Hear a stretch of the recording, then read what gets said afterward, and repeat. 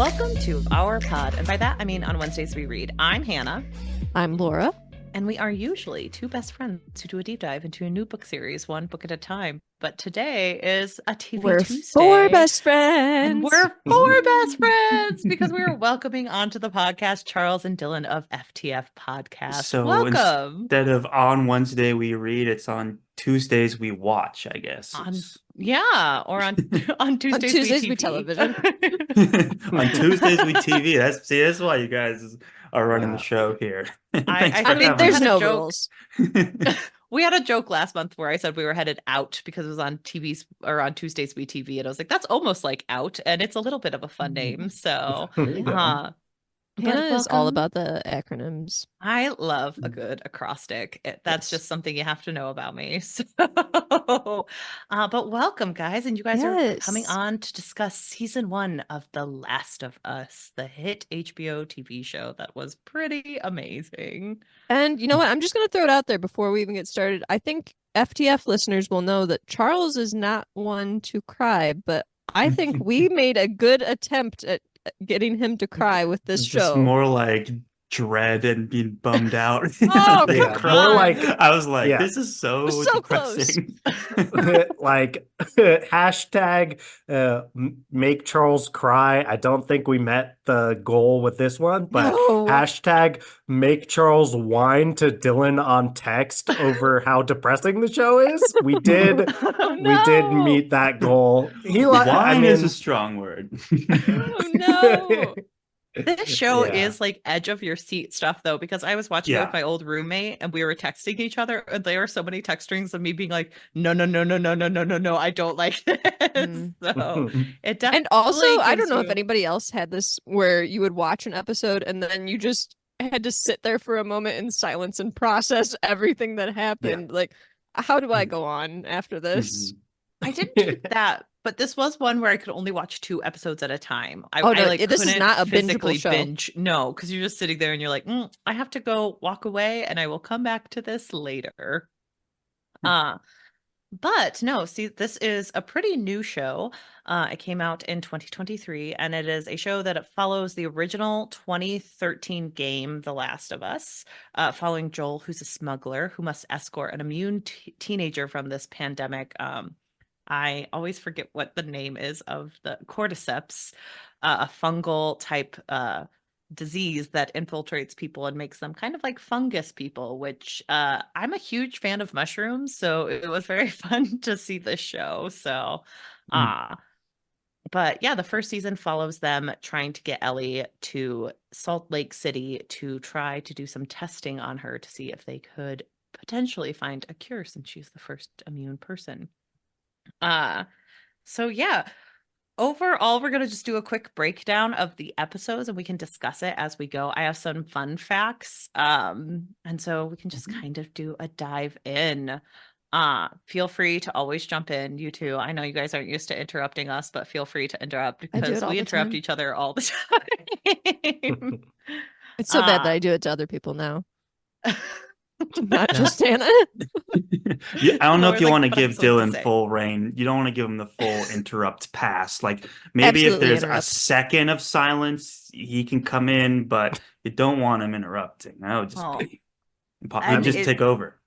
Like I'm the just fungus living my infection. life as I interrupt Charles. I just live my life in a constant state of reminding myself not to interrupt people while they're talking. So yeah. Well, you have permission to do it here.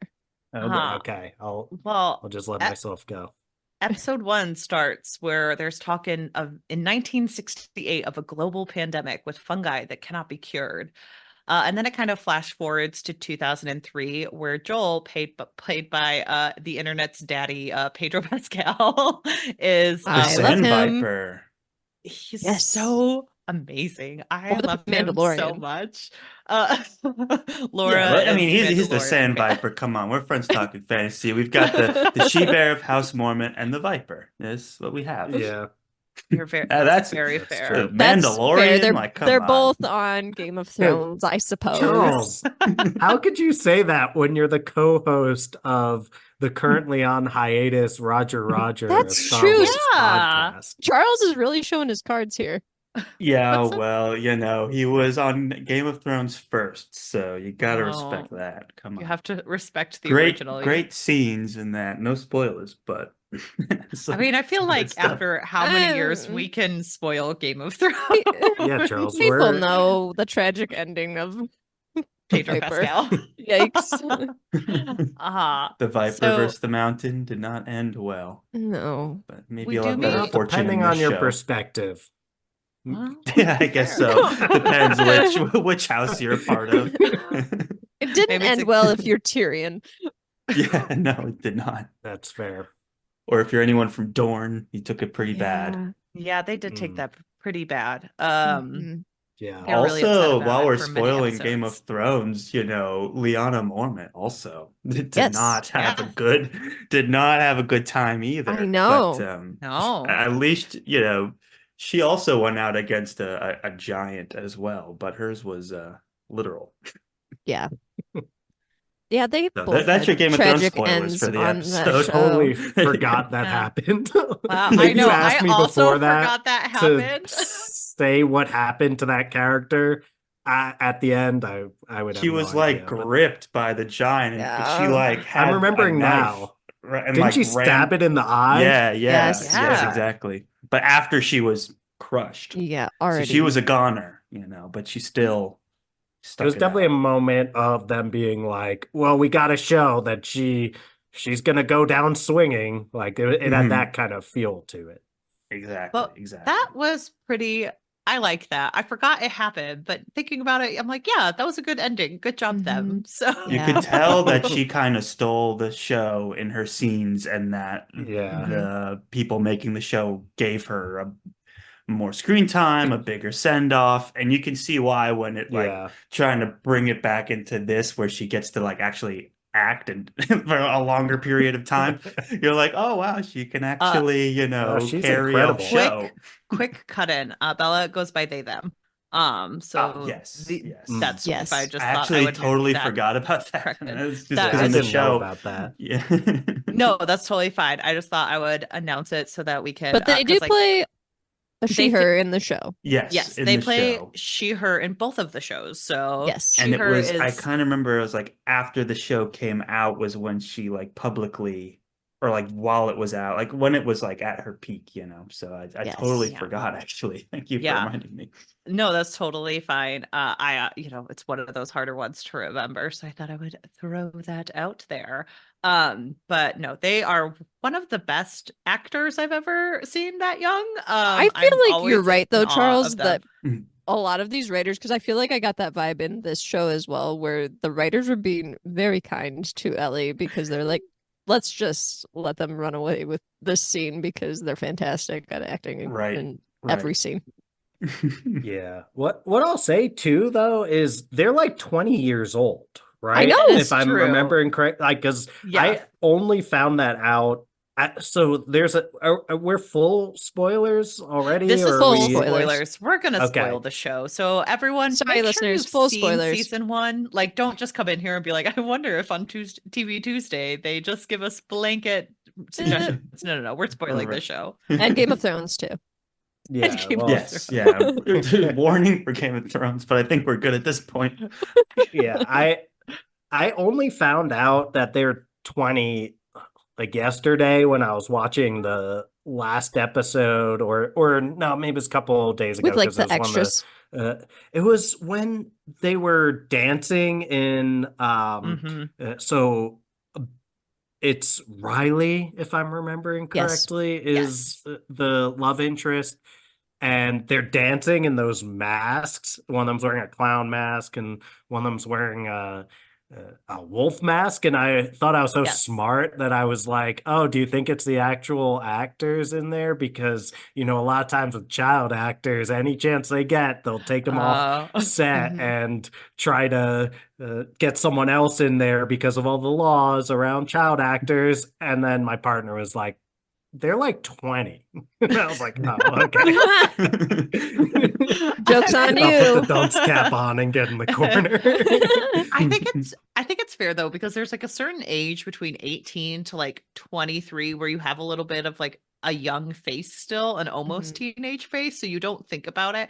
And then there's a weird switch that flips when you hit like 24, 25, and you're like, well, that's an adult. Because Laura and I will talk about that on shows we watch about high schoolers, where we're like, well, they look kind of young. And then they'll have a 27-year-old on there for some reason. And it's like, well, that's just an adult man hanging out with people. So I don't know. I feel like Bella Ramsey was like perfectly cast though, because like you guys are saying, the look that they have is just perfect in terms of like how old they are. I don't know a better way to just, besides just saying you've got a young face.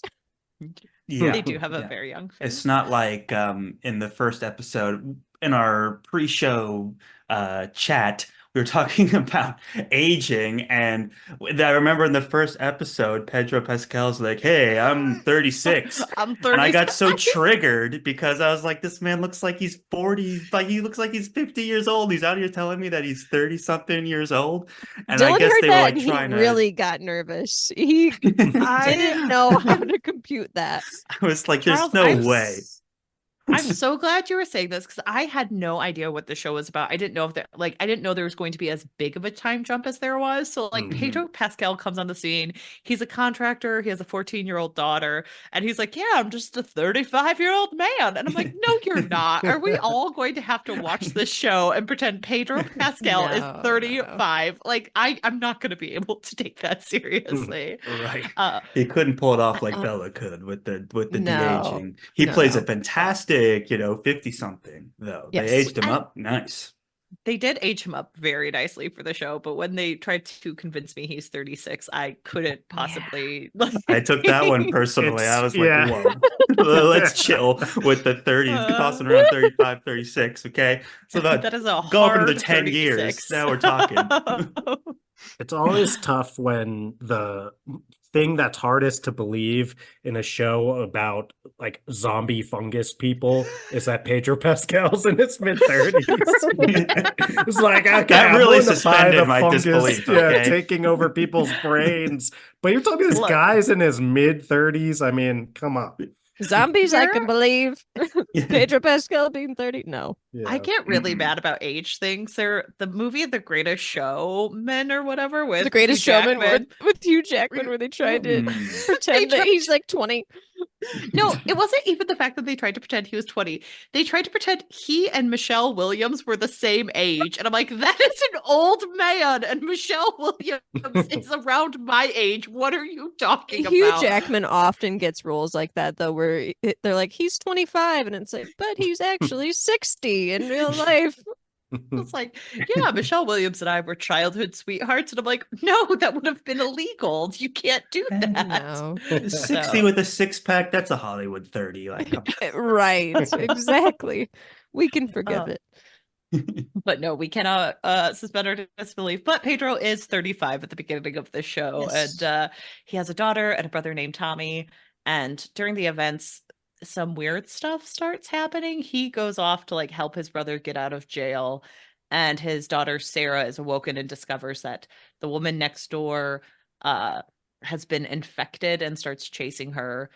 Joel and Tommy save her, but as they try to escape, a soldier stops them and he shoots at Joel and Sarah dies. And Pedro Pascal, Joel, kills the soldier afterwards. Oh wait, no, Tommy does. Apologies. Tommy does. And then it jumps 20 years, and Charles and Hannah are both sasatisfied that Pedro Pascal is no longer 35.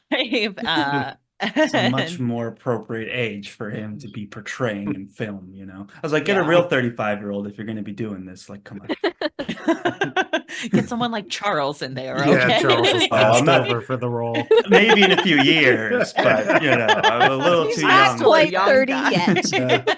I can't quite pull off a 35-year-old man, the initial plan was to have Charles play the 36-year-old Pedro Pascal, and then when they age him up, it was just going to be Pedro Pascal, and you're supposed to buy that.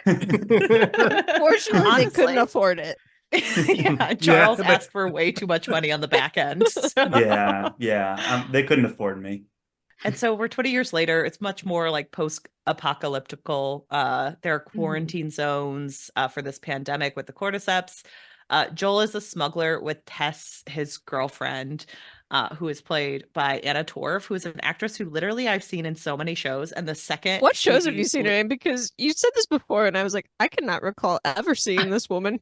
I remember specifically she was in Mindhunters, and like when she was in Mindhunters, I looked her up and I was like, oh, she's been in a lot, but she is someone who the second she leaves the screen, I forget she exists. It's the same problem I had for a really long time with Glenn Powell, who was in the movie Set It Up, and he was also in Top Anyone Gun But Maverick, You, and everyone's like, and Anyone But You, and everyone's always like, Glenn Powell's so attractive, and I'm like, can you actually remember what his face looks like though? but he's or like do you one just of those know people he's that's like in the attractive? picture frame before you like the stock photo in the picture frame. That's what Glenn Powell looks like.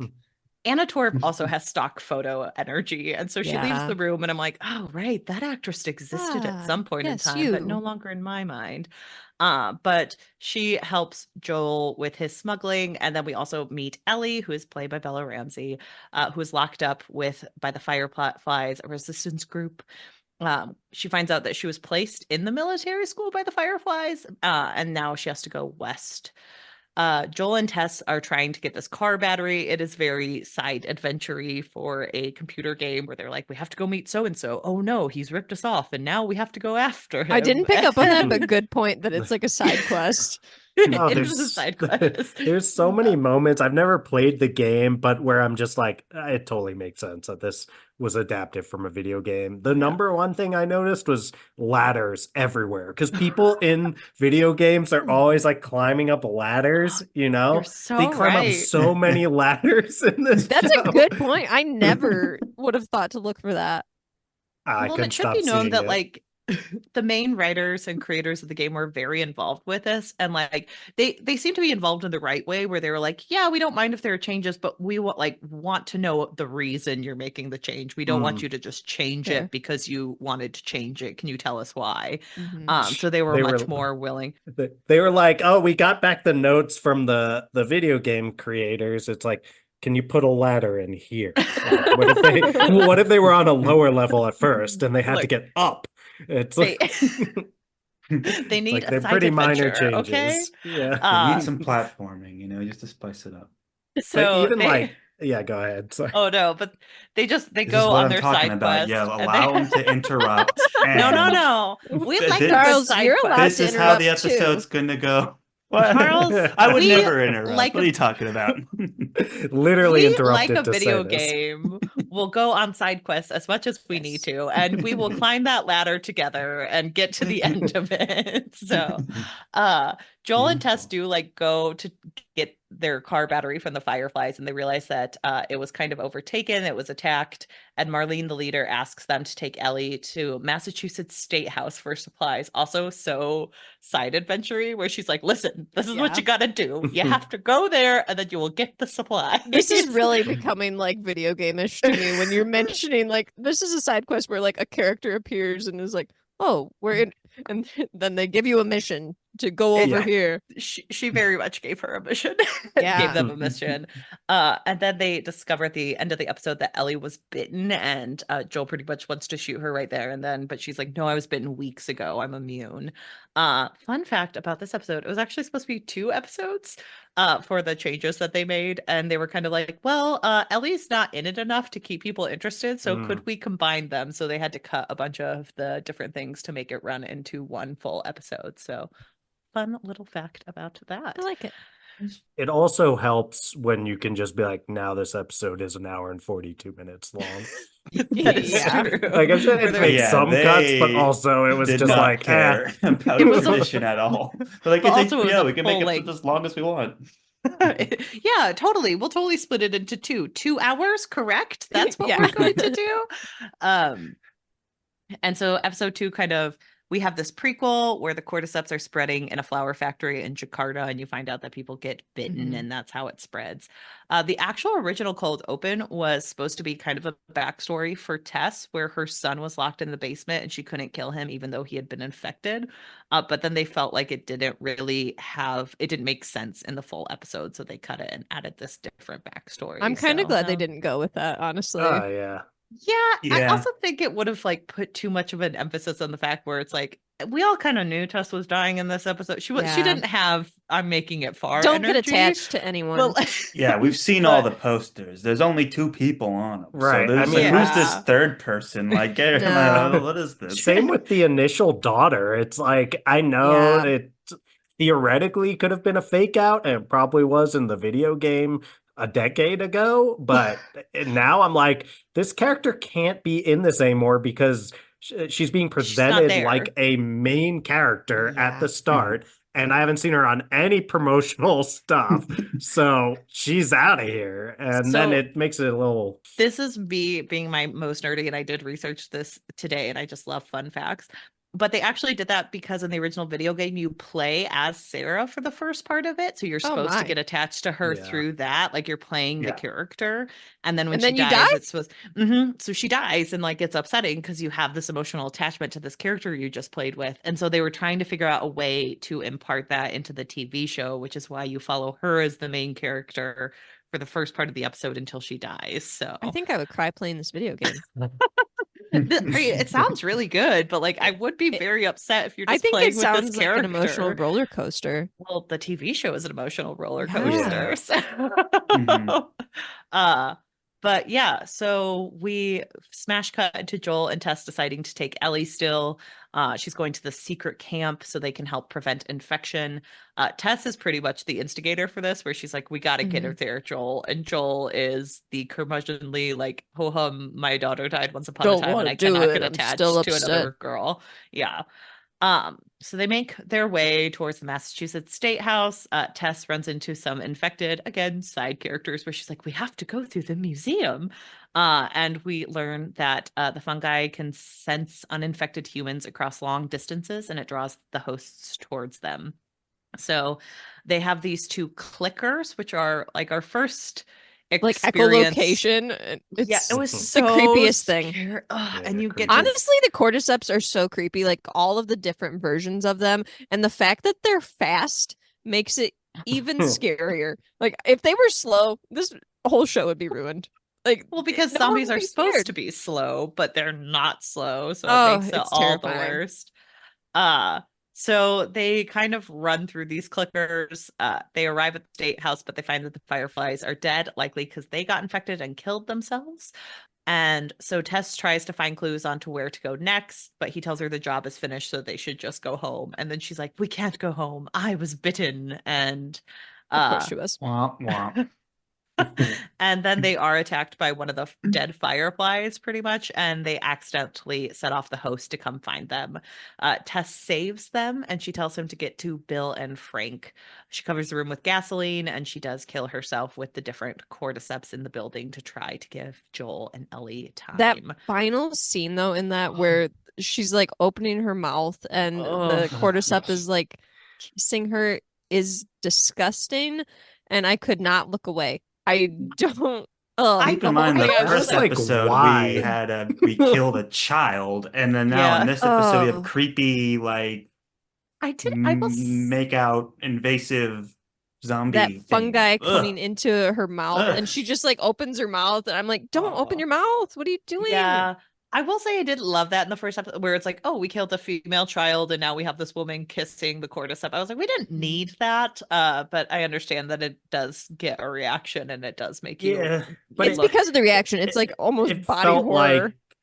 It felt like it was just like shock for shock's sake. It's like, why would that cordyceps thing want to, like, we've never seen that ever again? It's like, these zombies again. They take over by making out with you. What? It's like, all right, if that's just the one time, then sure. Okay, but no, they were just like, anyone.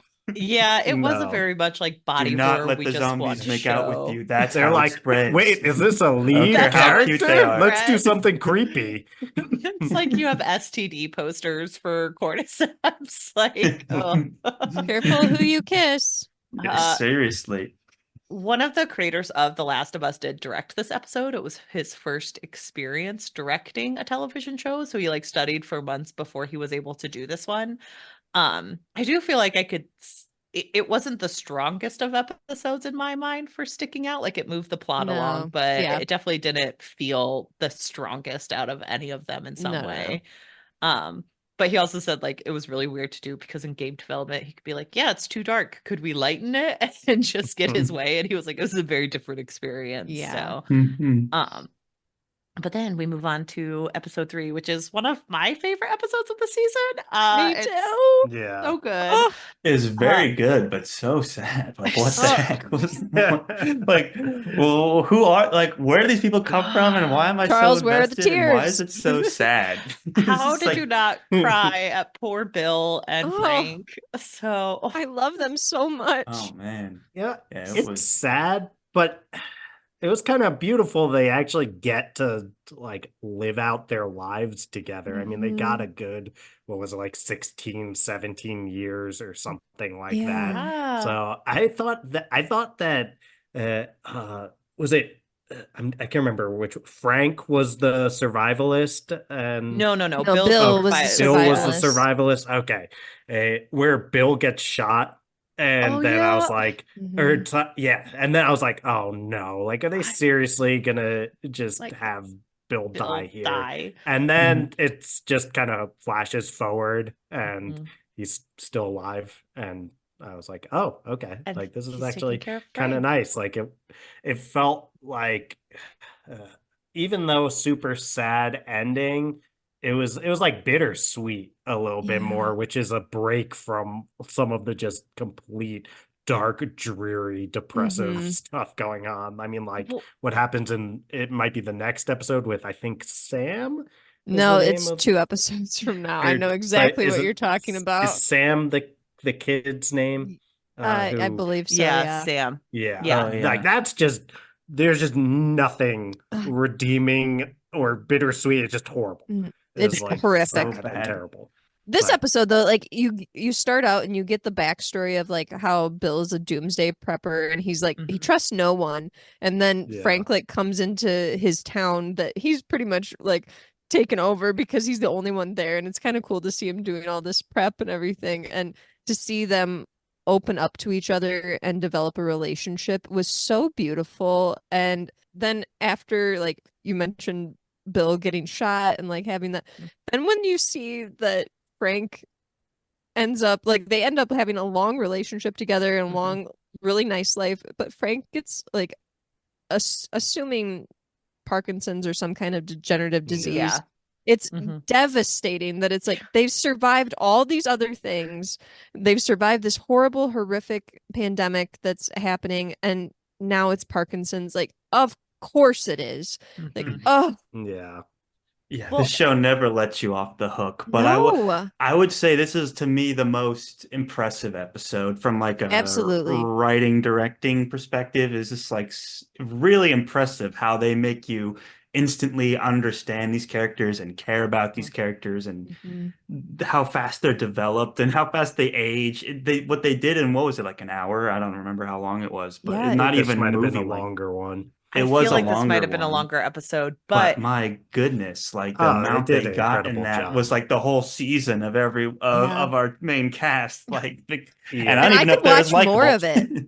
yeah, Oh, I for was sure. obsessed with these two. I thought it was, and it was like a Yes. very specific type of bottle episode where you're right, Dylan, it is super bittersweet because you're just watching these two people deal with the end of the world, but get to do it in such a normal way where they get to be happy together.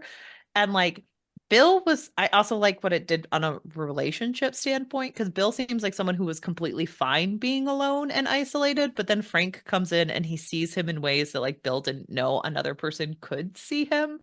I And mean, then I they also built will just say that I think you can interpret it that Bill liked being alone, but I think the way that I interpreted it was like when people don't understand you and you are alone, you convince yourself that you want to be alone, Yeah. even though you don't really. You do long for a connection, you long for a relationship and that kind of love. And I was really impressed with the way that that it was acted, honestly, because Mhm. you could really see a lot of that in Nick Offerman, how Yeah. like the tears that he had Who thought he had it when in him? I was so shocked. oh, I I absolutely knew know. he had it in him. I knew he Has had he it in him ever as had a well. role like I'm this obsessed before? The with him. drama chops, like I Oh wasn't was ready yes, for he's that. incredible. fantastic. He's originally a So stage good. actor, so like he Yes. knows Wow. how to act. I He has just like only a seen him as like I a just, yeah. kooky director of Well, I a was just park in a like, sitcom. I had no yeah. idea you could I was like, it's deliver Ron like that. Swanson.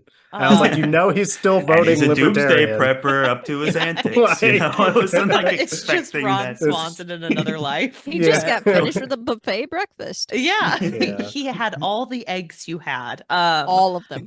But well, and I totally get what you're saying, Laura, with like the loneliness, but I meant more from like later on in the years, Frank is like, I need other people. And Bill is kind of like, Oh, I gotcha. only need you. Like, I'm very Yeah. settled with like what we Sure. have and happy with what we have. I also thought this episode did a really good job of doing something I wasn't expecting, which made me care more about the Joel and Tess relationship because you get to see them together and I didn't realize they had probably been together for about 10 years at the point where she died. Honestly, in Yeah. the previous episodes, I didn't realize that Joel and Tess were even really a couple. Like I made Oh. no connection to that. I could I see just that. thought they were I working mean, together. yeah, I was like, there's something here. But even when you called Tess Joel's girlfriend, I was like, was she his girlfriend? Like, I don't Yeah, even I know never what to picked up like on that watching what it. exactly the situation was. Mhm. Like, but Mhm. there's some romantic sexual Sure. something I mean, there. they were together But for 10 years. And like at yeah. one point, like Joel and Bill kind of talk about how they don't really like people, but they like Yeah. their partners together. And they're Mhm. like sitting there at Yeah. lunch being like, you know, we do what we need to make the other person happy. And like that is how Joel makes a connection with Bill because Bill Mhm. doesn't really give a shit about Joel, but he's like, hey, we want to make our partners happy. And like, Yeah. you're That keeping your partner in an unsafe area if you don't help us. And then that's what makes Bill like see a kindred yeah. spirit. And at the end of the episode, you have a moment where Bill says, like, protect the things that are important to you after Yeah. he and Frank decide Mhm. to die together. And that's when we see Joel's first breakdown.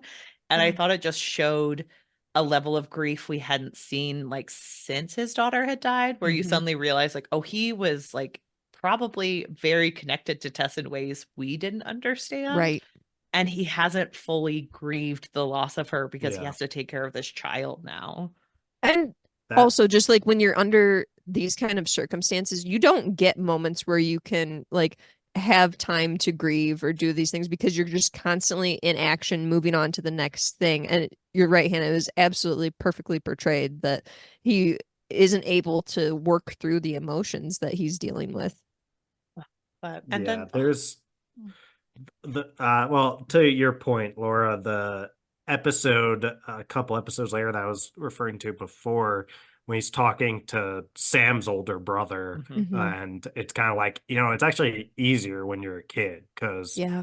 you're not responsible for anyone else. Mhm. And it's like all these things Joel's just bottling up and repressing, and they all kind of come to the forefront at the end. Kind Yep. of. Oh And yeah, Kind it's of. only He goes kind on a of, mass I mean, murdering well, spree. okay, but here's the thing: is All of a sudden we're playing Grand Theft he's Auto. still not processing anything Oh. really. he Like it's hasn't. just Mm-mm. comes No. all up, and like he's not able to Yeah. process all of it, and we'll I'm sure talk quite a bit about the ending, so Yeah. I'll leave it there. But yeah, it's We're almost there. Yeah, yeah, we're moving through this. I will say that the original game, Bill was included. He was alive and he saves Joel.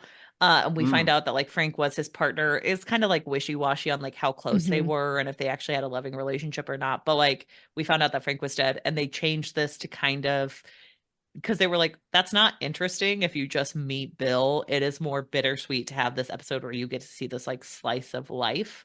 Mhm. They I'm also so wanted- glad they made that decision because Oh, Oh, yeah. it was easily my favorite episode of the season, but Oh, I think easily. it just adds so much to the And- depth of the characters in the show.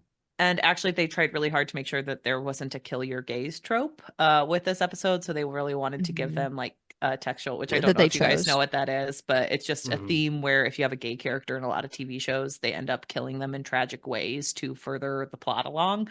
And it's a Is very that big. did Bill die like that in the in the video game? Think so, but I think with the fact that you have Bill and Frank in this like very specific loving relationship, people wanted to be careful not to do the kill your gays trope. So they get to have like a fun, not a fun, but a nice bittersweet ending where they get to choose to be together for the rest of their lives. And I think that that was where they tried to really focus it in on.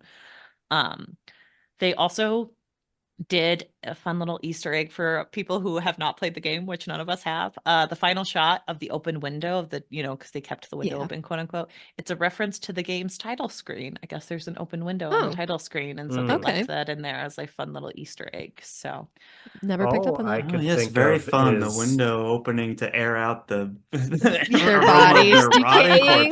The only thing I could think of is that's not. I was like, that's not gonna do it. Yeah, I'm like, no, and have bodies decaying. That's not how those seemed like hollow doors too. And Dylan, I had that exact thought where he's reading letters like, open the window so you'd be okay. I'm like, nope, that would not. That's work. not. I don't know if you've had anything die in your life, but it smells horrible. I couldn't imagine two humans. Ugh, no shot. No, they would have known the moment they walked into. Yeah, like it would just been. This horrible. is the part that made Charles cry. Yeah, he's like, how dare they not accurately represent human decay? I was gonna say that this was the moment. This was Dylan's Pedro Pascal's 35. He was like, "Look, I'll believe a lot of things. I will believe unless they died like a zombies." minute before they walked in the room, But it gave you that there was like dust and stuff on everything. Yeah, no, food was all rotten. There was a long period of time. And then we have episode 4, which is the going through the Kansas City, which was these next 2 episodes were the most video game of the video game episodes, where I'm like, we got to get through Kansas City. It's dangerous. They kind of blend together in my mind, really. Yeah. Well, not much happens in episode 4. Like, it feels like it's just a setup. Like, you find out that there's this character, Kathleen, who's looking for Henry Burrell, someone who sold her brother out, who her brother was pretty much Jesus, is how he is characterized. He was like the leader of this resistance, because Kansas City's government is much more strict and much more controlling than like Boston was. So they're going through an upheaval. And so it's just like Ellie and Joel trying to hide from people and getting taken down by like guns and things.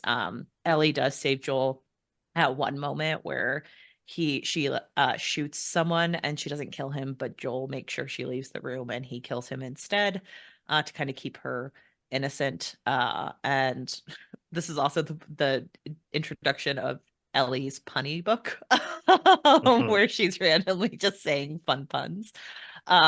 Which I thought was really cute, actually, because it does kind of show the age of the character. Yeah. Apparently it's from the video game too. Like they do have that in the video game where it's like a fun little thing. So they kept it in. So, and then they go to sleep that night in an apartment as they're trying to get out, and they get held at gunpoint by Henry and his younger brother, Sam. That we also find out Kathleen is played by the actress Melanie Linsky, who's like a very sweet actress from the movie Two and a Half Men and 2.5 Men, I guess. I couldn't. But everyone, like, I read so many articles where they're like, no one believes she would do this role. She's such a sweet actress. And I'm like, has no one seen Yellow Jackets? Because I've been watching it. I haven't seen Yellow Jackets, so it's very believable that she would do this role. In the first episode, she like skins a rabbit, and she's just like, yeah, I caught a rabbit in my garden and skinned it, like, and it's dead now. And it's like, yeah, of course Melanie Linsky could do this role. So she's great at it. She's terrifying. She did a great job. I found her to be like the most irritating character of any. Like, literally every time she was on the screen, I was like, please get her off this freaking screen. Just something about the way she like chose to carry herself and like speak, and she was honestly like she was very grating. I was like, she was, but yeah, I just was like, well, like I don't know what it is exactly. In one of the episodes where she was like, yeah, my brother asked me to forgive Henry for what he did, but I'm not going to. Like, what? It's just a post-apocalyptic Karen is where we ended up. That is very accurate. It's so frustrating though. With the power of a manager. It's the nightmare. I would like to speak to your manager, excuse you. But then I think it's like so frustrating though to deal with this character, because you're going through like all of these up and downs and trying to like connect with the characters, and then you have this character who cannot be open-minded at all to understand what people are going through. And it's like, come on. But it's also a good foreshadowing in the next episode because we have we find out more about Henry and his brother. His brother is deaf and he has leukemia, and so Henry sold out, Kansas City Jesus for medicine for his brother. I thought that was Patrick Mahomes. I was gonna say that's Kansas City Jesus. Well, I was thinking, I was like, wow, these poor Kansas City people never got to witness their Chiefs turn into a dynasty with Patrick Mahomes. All the Super Bowls. This is a stark alternative history indeed. Well, I was like, as a Jets fan, I can't relate to these Kansas City people being all like angry, like and I was like, no, the world like ended in 2003. There was no Mahomes. And then I understood. Melanie Linsky would have been a wonderful lady had she only had football in her life. Yes, exactly. This could have been an entirely different show. Well, and apparently this was originally set in Pittsburgh, but like they were like, the sets we have look better as Kansas City sets, and we don't want to spend more to make it in Pittsburgh, and it makes more sense if they've gotten farther in the show by now. So fun little things. So they're trying to escape through these underground tunnels because no one goes underground in Kansas City because they believe that there are cordyceps people down there. And so they're able to get through, and Ellie makes friends with Sam, which is so cute. Like you can really feel their ages. And Joel and Henry kind of connect. And then as they're leaving Kansas City, they get attacked by a sniper in a cul-de-sac. This was, again, just the most video game of episodes because like he's like, I gotta go up there and kill him, and then I'm gonna kill him. But also Kathleen is on her way. So but also, why would you leave the group? Like there's 2 children. I don't know, but it works in their favor because Joel is able to 5-year-old can defend himself. He's able to shoot from the house, and Kathleen almost overtakes them, but a truck falls in and all of these cordyceps people come out, including a bloater who is a massive specimen because they were in fact underground, like people were saying. Deus Machina, we told you it was there the entire time, and it's all been so they do get away, but we find out that Sam is bitten. This is so sad because Ellie tries to like cut herself and heal him with her blood.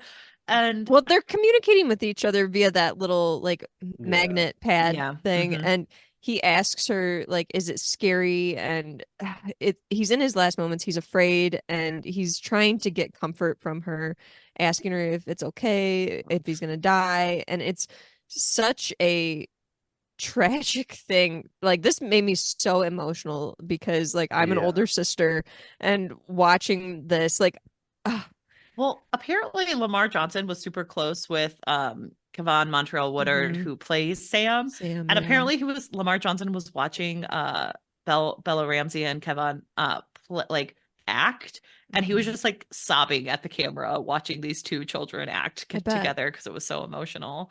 So it was very sad, and she promises to like stay up with him, but she accidentally falls asleep. They fall asleep because they're kids. And when she wakes up, he is infected and he attacks her, and Henry ends up killing Sam, and then he commits suicide because he can't live with the grief of what he's just done. It's so shocking though, like being a caregiver and seeing yourself do something like that when you've put all of your life into taking care of them, and it's mortifying to watch that on the screen, the emotions going through him so quickly, and how he just knows, he's like, my life is over. And well, and like he wants to be with his brother, and he like, and so they do bury them together. He was doing it all for his brother. This was so sad. Like I knew it was coming because like again, it's kind of like you just know something bad Don't is get going to attached. happen in this show at all times. But I also love this show for the diversity of it, because originally the character was not deaf. They decided to make him deaf after one of the creators watched a TV show that followed 2 deaf characters, and he thought that would be an interesting dynamic, and it shows a little bit more of a connection between the 2 brothers that wasn't as much of a one-to-one to Joel and Ellie, but like was deeper and had like a much more specific like caregiver focus, like Laura was talking about. And so I love that so much, and this episode was devastating. And the added complexity of all that created the opportunity for like when she leaves the magnet and says like I'm I'm sorry sorry. on it. Yes. It's like, so you wouldn't have ever been able to like do Mhm. that in that way. Yeah. And it's, Mhm. I don't know, something too about the scene when they're writing back and forth to each other, like the intimacy of that And it's so versus like quiet. how quickly, yeah, I don't know. It was pretty amazing. And again, Props to them. it shows like how they talk about like how sometimes it's easier for a child because like Ellie is able to accept and communicate with Sam so much like Mhm. quicker than other people would have been able to if they're adults. There's Because a no lot of panic. yeah, it's just like seeing him and talking to him on his level in a way that he can understand. And like he's communicating with her, he's teaching her how to sign. So Yeah. like even in their final moments, she's trying to sign to him a little bit. And like Yeah. that's just it's really beautiful and touching. Mhm. Did Um did I anyone think that the magic blood was gonna work? No. No no. shot. I was No like, this shot. is I was not like, this No. kid and is then I thought, dead, dude. yeah, and then I Dead, thought I absolutely. was like, Ellie's just like comforting him, and then I was like, wait, I think Ellie actually thought that was gonna work. Yeah, she I do. might She's have. been told that she's the cure, so why wouldn't she think that? Well, also, I think the show, like something that they do really effectively is talk about how limited you have to be as a child who grew up in this time period, Yeah. where like all Yeah, Ellie knows is military school. And like, yes, she can read, yes, she can like do what she needs to do, but like when they talk about history, she doesn't really know that much Yeah. about it. Like Joel is telling her how things used to be all the time, and she's like, Mhm. really? Like that's what yeah, happened? And so there's so much that like stunts children. So I could see if you're Mhm. being told you're the cure and you're like desperate, you're like, maybe this will work. My blood is magic. I can do this. yeah, In a way that like, Just a oh, very rudimentary understanding of like, I need to get this into you like a vaccine, and that's not how it works. well, and also like, no, I love the show. I think it's a great show. But there is Yeah. something to be said that like the reason Ellie is immune is a little wishy-washy for me on how that oh Yes. yeah. works. Where, Yes. And I was like, someone else would have had that happen. They like, you know how many Yes. people there are? Like, that is also it's like someone got bit like right before they had, and I just Absolutely. like the no, other I thing mean on like that, well, and maybe no, we'll get it's to all it later, spoiled, but but I'll like just say, no, I brought it up nope. because it's like that has to have happened like to Yes. somebody. Like Yeah, and Maybe it my has. other Who thing was like, knows? wow, that baby oh. just slid out. Like, Well, okay. I was like, wait, what? In defense of that, they do say that childbirth Impossible to believe that. we do not Yeah. know how long she was in labor. A, B, they do say that like natural childbirth, like the reason there's the stigma that childbirth takes so long is because we give epidurals and pain medicine, so it does prolong birthing. So Well, birthing is because you're actually a not lot fast. contracting. Yeah. Yes, like it's slowing down and getting you more prepared, which is great for women, but it is a lot faster if it's a natural childbirth. So all of that, I was like more willing to be like, fine, I'm on board. It's a natural childbirth, yada yada yada. But I don't like, know. I saw House of the Dragon. That looked pretty pretty I did intense. not. Nothing is natural Entirely about that. There's historically a That was accurate wild House birthing of the scene in Dragon. episode 1 of House of the Yes, Dragon. Let me do you tell that you, was want that was terrible. natural also and did not work out. Charles, do you That want to was know terrible. what I expect to be historically accurate at House of the Dragons? I Um, don't expect it. So anyway, we get to the next episode. The cold open is a man coming back to his cabin with his wife, and Joel and Ellie I are love them. there.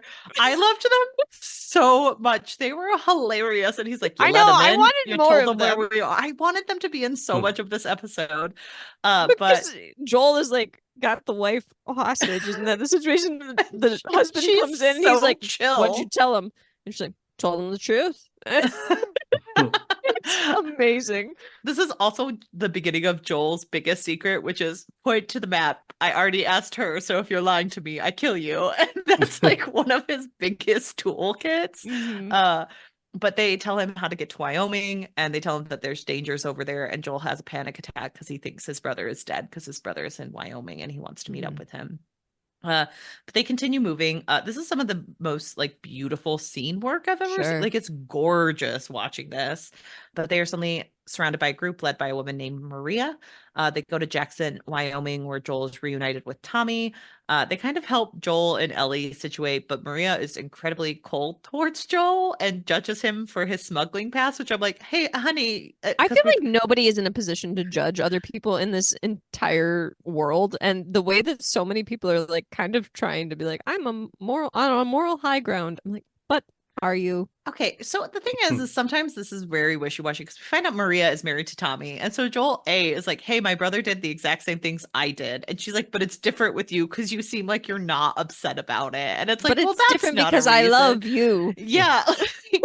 And well, it's also that she says that Tommy was following Joel, and it's like, is that really any better? Even if that's true, it's like that. Just because Tommy can't think for himself and did equally Tommy bad has been a man in his 30s for 20 years. He's fine. Yeah. So I did find that a little, and it also has this moment of like TV shows where they don't want to say that one of the main characters was like super bad, but they want people to judge them for being bad. And it's like, all we've seen of this character is them being pretty good and only killing if they have to. So why are we suddenly judging him? It felt a little disjointed. Yeah. We also find out that she and Tommy are pregnant. This is also the episode where Ellie finds out about Joel's daughter, Sarah. Later, like while they're sitting in the town, Joel confides in Tommy that he doesn't think he can, that about Ellie being immune and what he's trying to do. And he kind of says like he's not in a good place mentally to keep going with her. And he really needs Tommy to take her all the way to Salt Lake City. And so Tommy does agree, but Ellie overhears. And this is like a really heartbreaking moment where she and Joel have a huge fight about how she doesn't seem to have any agency and she just wants to be with him because he makes her feel safe. And she's just a scared kid in this. Like it really shows how much of a kid she is. And so, and she also kind of screams at him that she does a moment where she's like, I'm not your daughter. I'm nothing like her. And he's like, no, you're nothing like her. And that's a very weird moment. Yeah.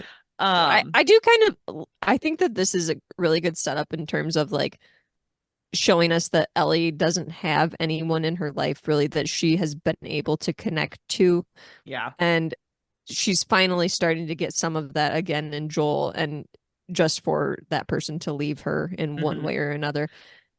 Well, and it's so cute because later in the morning he tells her that like, hey, you should get into decision. So if you want to go with Tommy, you can, but I'll go with you. And she like does not hesitate. She's like, nope, I'm going with Joel. Let's go. I'm leaving. And so they kind of head out. And they're kind of walking across on horseback, but they get to this area where they are stopped by a group of raiders, and one of them attacks Joel and stabs him, but Joel is able to kill him. They escape. And well, let's not bury the lead here. That area is University of Eastern Colorado, which was based apparently on sort of an amalgamation of CU Boulder, which we hate, and Colorado State University, which we love because that's where I go to get my PhD in psychology.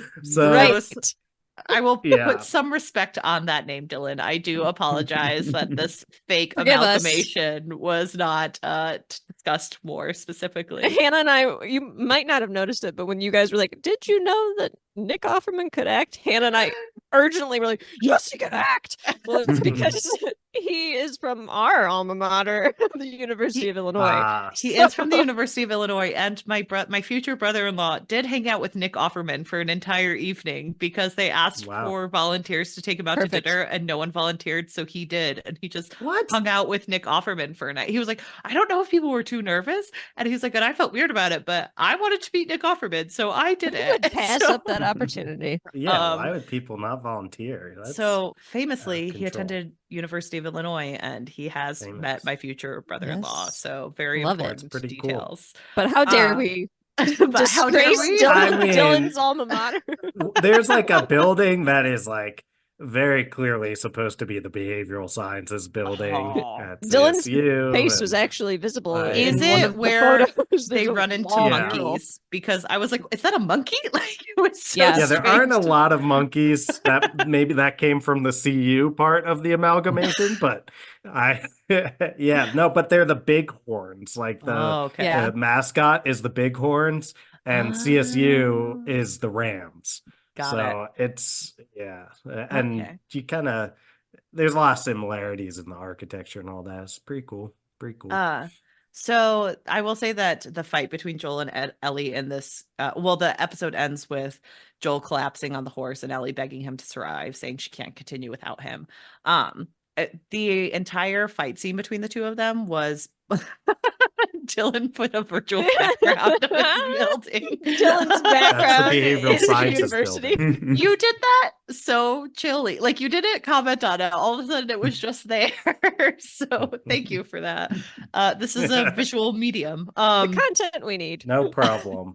And so their fight was identical to the game's version because it's like especially impactful. So they made sure to like kind of do it exactly like that. And Joel's injury is not the same. It was altered from the game. Apparently he's impaled by rebar in the video game. Okay, you know what? That's done too much. And he Brooklyn Nine-Nine did it with Captain Holt, and that is the only version that I will accept. I've been impaled. So they wanted to keep it more grounded. So he couldn't be impaled by rebar. I'm very sorry you guys did not get to see that. Oh, darn. You know what? I'm okay with that change. Episode 7, we have Joel and Ellie. She's leaving him to go. He's like telling her to leave him, that he like can't go on. And then we kind of have her making the decision if she's leaving or not. And then we have a flashback episode. It is a flashback episode. And also amazing. The set design in this episode is just like top notch, super cool. I love the little It was really cool to look at. Oh my gosh. And just like I saw the Mortal Kombat like poster on her wall. So later when they play the game, I was like, oh, what a great Easter egg. I'm so glad I got into that. But she's at military school. She's fighting with a girl who's mocking her for her roommate being dead. What a weird thing to say to a person. Bullies are the strangest people. It's just so I strange. know. No offense to the tall people here, but I mean, you get tall, and all of a sudden you think, I can just say whatever I want. I can look at you and say your roommate's probably dead. Yeah, you think you can say that just because you're tall?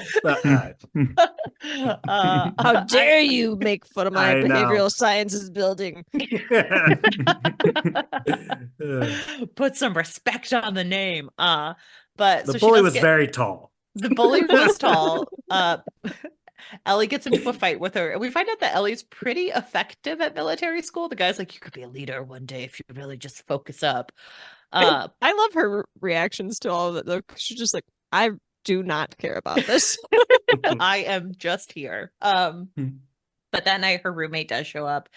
She did think she was dead, but she was like, I had to leave because I wasn't going to get any opportunity as a soldier.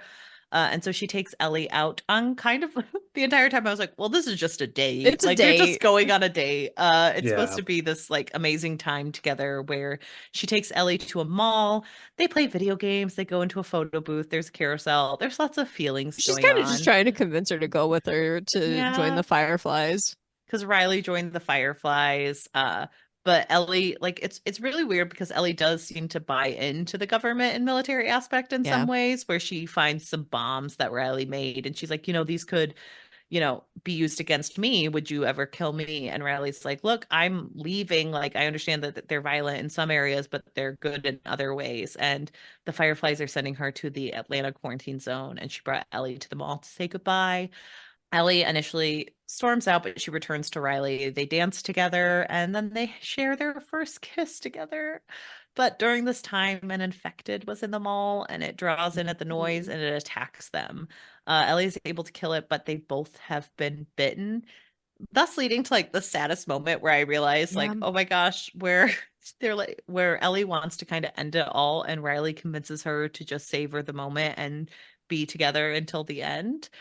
And that made me so sad because I was like, oh, I know what's going to happen, and I hate it so much. And also, like, that wound that she has at the beginning, not that long ago. No, it's so recent. Like this flashback episode, when like you figure out that that's what that wound is from, you're like, oh, that was not that long ago.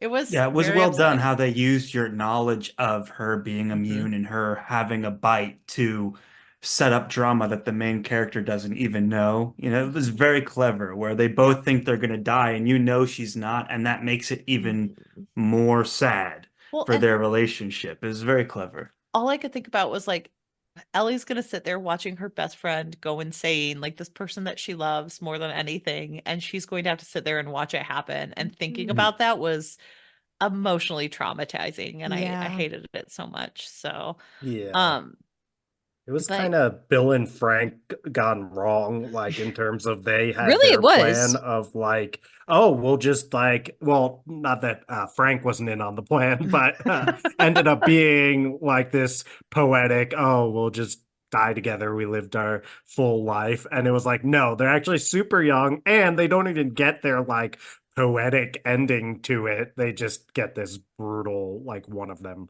goes absolutely Which actually is kind of nuts like the from foil yeah episode for that. yeah, you're right. yeah Well, and they're both like flashback episodes, so it Hmm. does feel like it's the Well, foil. You're and right. it's making me think too, like, and I think there's 2 more episodes after this, so like the timing Hmm. of it works perfectly Yeah, too. yeah, that's yeah true. Wow, they know what they're doing over They there. Eh? they are they really do. I HBO They mean are has it really figured out. smart people working on these things. Wow, I'm Wow. impressed. It's almost Indeed. like they had a plan. Uh, but then we get into one of the downers of the entire season This where episode is harrowing. Ellie did stop to save Joel. She's like stitching him up at the end of episode Hmm. 7. So he's sick. So she goes out to kind of find food. Um, there is a group of people in town nearby where a man has just died. They're kind of having like this weird funeral for him, led by this one guy named or is it James? I think it's No, James. David. Oh, David. okay. So there's David, and then his lackey is named James, I think. Okay. Um, and so he is kind of like a preacher. There's like a weird shrine about God in the background and all this stuff. And It's a cult. it's a cult. And at one point, the daughter of the man who recently dies goes, "When can we bury him?" And he goes, "Ground's too cold." And I was like, "Oh, so cannibalism is yeah, happening here." instantly called it. Did no one else did anyone have a moment where they were like, "Oh, that's a perfectly normal thing to say," and didn't No. think immediately like, "Well, they're eating people." yeah I registered like that's a really weird thing to say, but I was not clever enough to instantly Especially be like like, when they're oh, in the they're mess eating hall them. and everything too. Just like, yeah. In your defense, maybe Laura and I are extra sensitive. We just read a book about eating people called Tender Yes. is the Flesh. And so I think a little bit of Mm. us was like, oh, it's a global pandemic. There's nothing to eat. They're starving. They're definitely eating the people. So, I mean, I hadn't um, read that book at this time. I just immediately went oh, you Donner just knew. Party. Okay, Like so you were it's much cold smarter. there. Like I'm getting I Donner mean, Party vibes. yeah, thought about was it like a rugby team that got Uh, lost in the mountains and they mhm. ended up like, That is also engaging in some cannibalism as well. But they're also like, I don't very know. Yellow Jacket vibes because I'll have to watch Yellow Jackets now. uh, so anyway, they are starving at this compound. It is cold. They are definitely eating people, but only if you are picking up on it. They go out, David and James go out hunting that day, and Ellie shoots a deer, and so they stumble upon Ellie's deer. She comes up to them. They kind of ask to split food with her, but they can give her other things. So she asks for medicine, and James goes back to get penicillin. And she and David have this conversation where he's like, God works in mysterious ways. The man who just died at our facility was killed by a man who's traveling with a little girl. And so she realizes that the man who stabbed Joel, was part of this group. So she tries to get away. The people come at her the next day. A group of people come to find her. She tries to hide Joel. She gives him a knife and she says that if they find him, to kill them. And then she tries to get away on horse to kind of like add a diversion of some sorts. Did anyone think that she was getting away though? Like No. there's no way. Like I felt bad that the horse was dead, and I was like, there well, was they no ate that hope. Yeah, horse. sad. Yeah. So she they David places her in a cage in the camp. She does notice that there's an eater on the floor, so she realizes that they are eating people. And he's like, "We have to do what we need to do. We're starving. We have to be strong." And he kind of says that this is like a weirdly, very demented discussion between a man and a very young child, Yeah. where he is hitting on her, trying to kind of Mhm. love bomb her a little bit. Like, I shouldn't use that term. Sorry, it's a diagnostic term, but like he is very much like, it's very much a grooming type feel to it. yes, where he's talking about how amazing she is and how mature she is and how she's just like him and she has like all these strengths and they could be great together. And she picks up on it right away, Yeah, and thank God. breaks his finger. And like, Mm. and she screams her, he was trying to figure out her name and she was like, tell them Ellie is the girl who broke your fucking finger. And I loved that. Yeah. So she had bitten David as he comes in to grab her with James, and he says that they're going to chop her up because he is mad. And Joel does awaken and he kills one of David's men and he tortures and kills two more to figure out where Ellie is just for during this info. time. And so he's coming to get Ellie at this moment. So there's this weird buildup of like Ellie being in danger and Joel coming Will he to get get her. there? And so before they can kill Ellie, she screams that she's infected and shows them her bite mark. So smart. I was so proud of her in this moment. Very smart, yeah. And they all freak out. And so she ends up killing James with a meat cleaver and escaping. And then as David hunts her, she sets fire to the steakhouse. She stabs him with a kitchen knife and he overpowers her and attempts to rape her, and she ends up killing him in a frenzied attack. She wanders outside and she's panicking when Joel is there. He embraces her and he says, "You're okay, baby girl," and comforts her as they walk away. So my fun fact about this episode, which is very much a downer, David, the man fallen, or not David, James, the man fallen by a meat cleaver, is the original Joel in the video game. Interesting. He's the voice. He's the, well, and they did a lot of live action stuff, so a lot of the scenes are acted out, so he plays Joel literally and he is the voice, so there's a little bit of, they do a lot of motion capture for this game. So he was actually really excited about this. He was like, I knew they were going to let me be in it, but I thought they would just make me like a background clicker. And then they told me who I was going to be. And I like didn't remember the character, but I was like, wow, you guys gave me a real part. And so I love that. Like, really nervous. I don't know if I would be as honored to be like, they made me the cannibal rapist. A bad character. No. He wasn't the cannibal rapist. He was the other guy. He's one that got killed with the machete or whatever. Still not great. Still cold. But yeah, he's just still a cannibal. He's just a cannibal. He's not a rapist. And like aiding and trying to chop up a little girl. So not the He did say that he kind of tried to play the character like he's a guy who definitely knows he's working for the devil, but he's also like, I don't really have any other options if I want to live. What other choice do I have?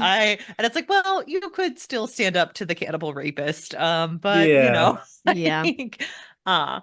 so anyway, and then we have this like last shift in the last episode, which has a really different feel because Joel feels almost manic throughout this entire episode, where he keeps talking to Ellie in this like very like pumped up and energetic way, and she's obviously traumatized, and it feels like it almost could be him overcompensating, but I also felt like he was more just panicking more and more and didn't know what to do with himself after what I also got Ellie those vibes, Hannah, that it was like as he got closer to like them parting from each other, he's not knowing how to react and what to say. And then after all of the things that happened in the last episode, he's also trying to be like, I gotta make sure that she's okay. I'll just be like super happy because that's how I'm gonna be able to deal with this. I'm gonna be happy about it too, right?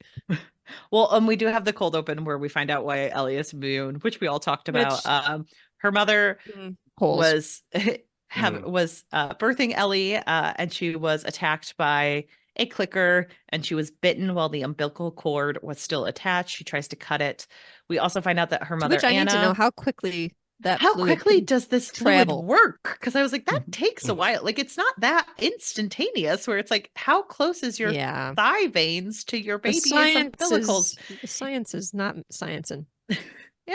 I mean, again, we have very specific times where we decide that science is very important, and the umbilical cord scene is one of them. But we also find out that Anna was best friends with Marlene, the leader of the Fireflies, and she lies to Marlene and says that her daughter was, the umbilical cord was cut before she was bitten, and she asks Marlene to kill her, and Marlene does, but she's very upset about it and very hurt.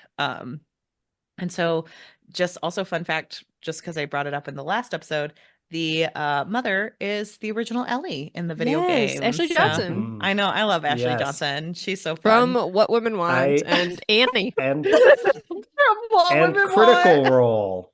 Critical Role. Oh, So that's I recognized her from the D&D show you that didn't uh, recognize her from the famous Mel Gibson joint where he can read women's minds and falls in Or love with Helen no, Hunt? not No? the not that not or the the Mel Little Orphan Gibson Annie vehicle. movie. Little No. Orphan Annie movie. Oh my gosh. Well, you could really No. tell that you just don't have that much taste. I don't know why It's you when I haven't Little seen know. these Orphan Annie films. goes to England. Yeah. I Uh, mean, nerd that I am, it makes more sense that I Uh, remember from a like web series of people playing Dungeons and Dragons for like 3 to 4 hours at a time.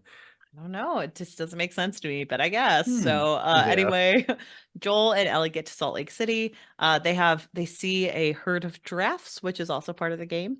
And this lifts Ellie's mood. And then later on, Joel opens up about a cut on his head and how it was actually a suicide attempt that he made after his daughter died. Um, and like Ellie has a moment where she's like, time heals all wounds. And he's like, well, it wasn't time. And I was like, oh, Joel, don't insert her as the daughter who will fix everything. That's not yeah, that emotionally was, healthy. and Uh, that's just so much pressure. so much pressure. I don't like that. I didn't love that moment. And then they are ambushed by Firefly soldiers who capture Ellie and knock Joel unconscious. Joel wakes up, and again, there's like a weird video game scene where Marlene's like, well, you did it. It's all over now.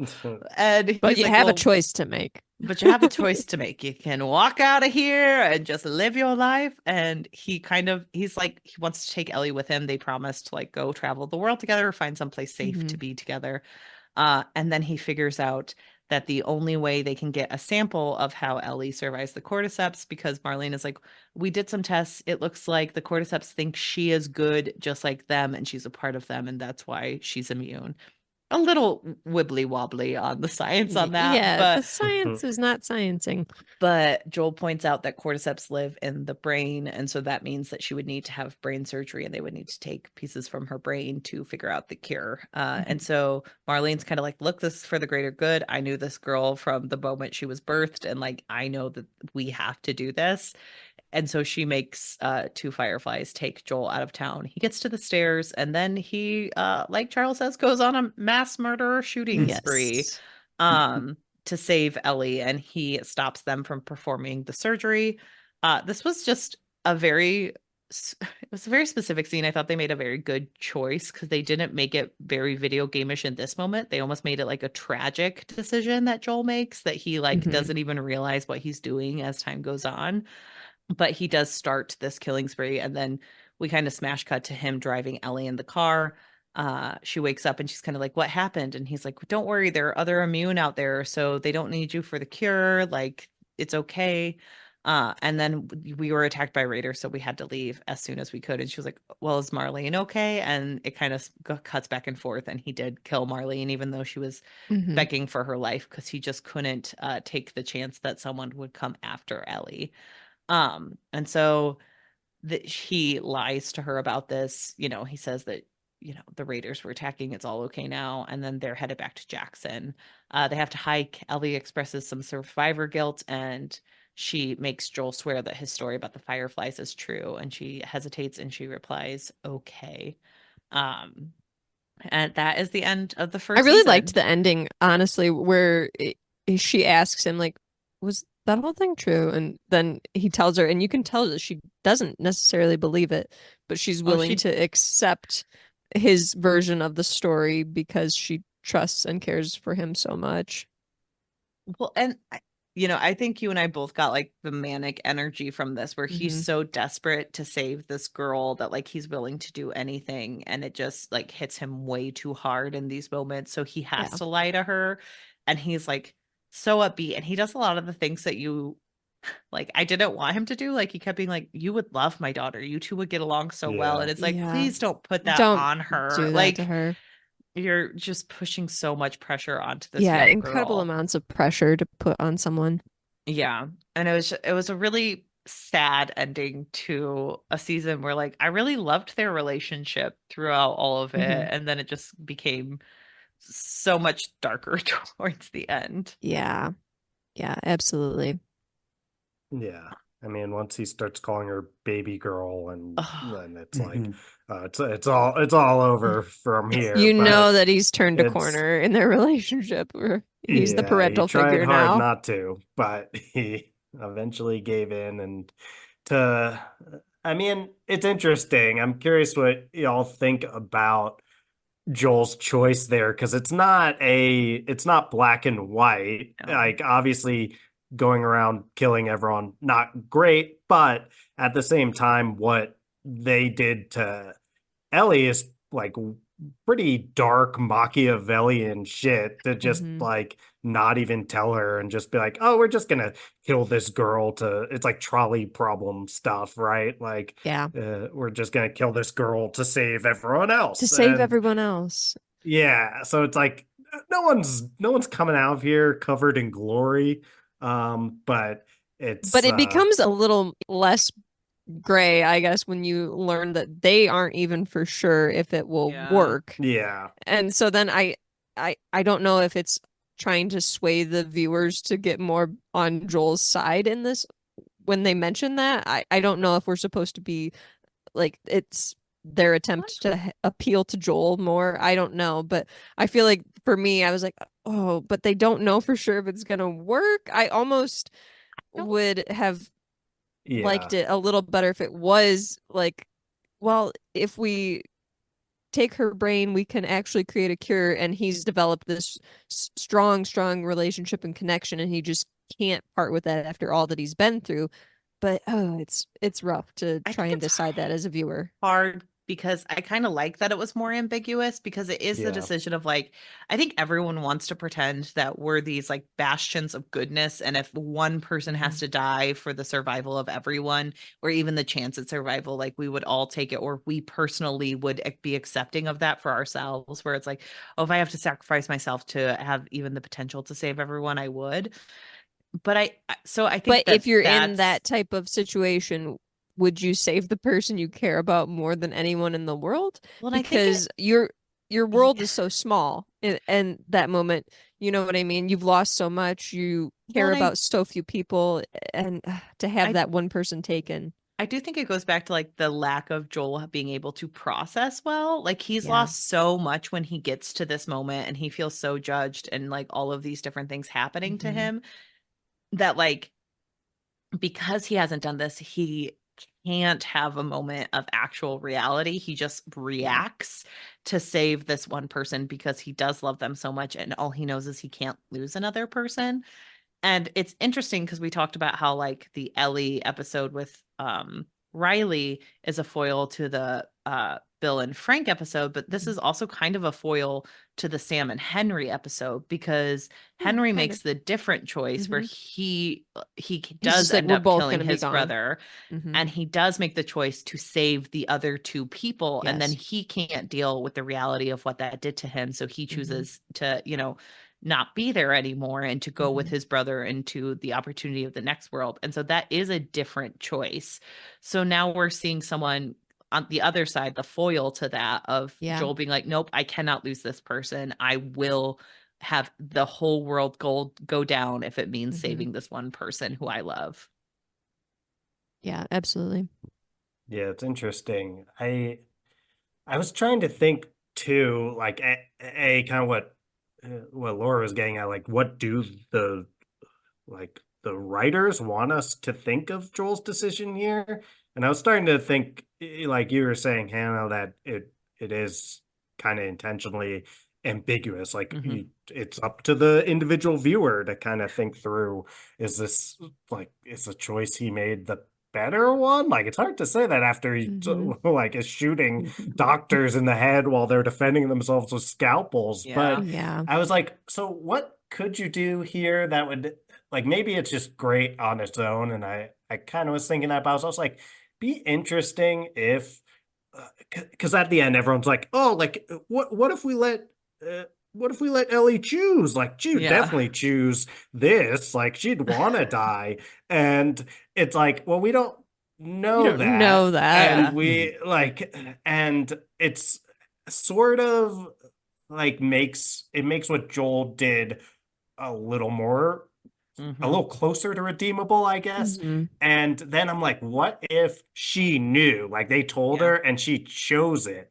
And then Hmm. he everything else could be the same. And he could still like save her and he could still lie to her about like, oh, the Raiders came. Like, you were Yeah. gonna save Mhm. everyone, but the Raiders came and killed everyone, and I got you out in time. Too bad. And Yeah. then that's kind of like I don't know. I don't know if that's better, but I was like, it at least would make it clear that what he did is a betrayal to Hmm. Yeah. Ellie, if Like, that's where we're going from here. You but I can't think call the it a betrayal the way that it's set up. I No, think I you're well, don't think right that so. I there's no think way the you can say. betrayal is him not telling her. Like she asked him straight up, Yeah. like, and Yes. he is the The person that betrayal is the she, lie. yeah, the Yeah. betrayal is the lie in this circumstance. And also, I think like I don't know, as we talk about it, I'm like, wow, the show just goes so deep on the different themes because like her conversation with Riley as they're about to die, and like Ellie is the person who's like, no, let's make the choice. Let's go out now. Let's go out in the blaze of glory. We're not going to like struggle with this. And Riley is like, you're speaking from a person who hasn't suffered yet. Like you haven't seen loss. You don't know what it's like. You're talking from a very like young space or very like childlike space where like Mhm. being a child is easier. And you can tell that Riley has experienced that loss. And Riley is like, no, life is worth living because I know what it's like to suffer after the other people Yeah. are gone. And that is the difference between Ellie and Joel, where I think Ellie will see this as a betrayal of like, I would have sacrificed myself. But Joel is like, no, you do not understand what loss is. You have to live your life because that is all we have. And so it Mhm. is like the two people who Ellie loves most are people who are like, no, no, no, I will fight the hardest to make sure I get to live my life. And she is someone who is like, nope, I will just like, I'm going to fight to survive. But if I Mhm. can't survive, I'm going to do it on my own terms. Yeah. Now, one of the things that the show does really well throughout the whole show is it very clearly is like humans are bad.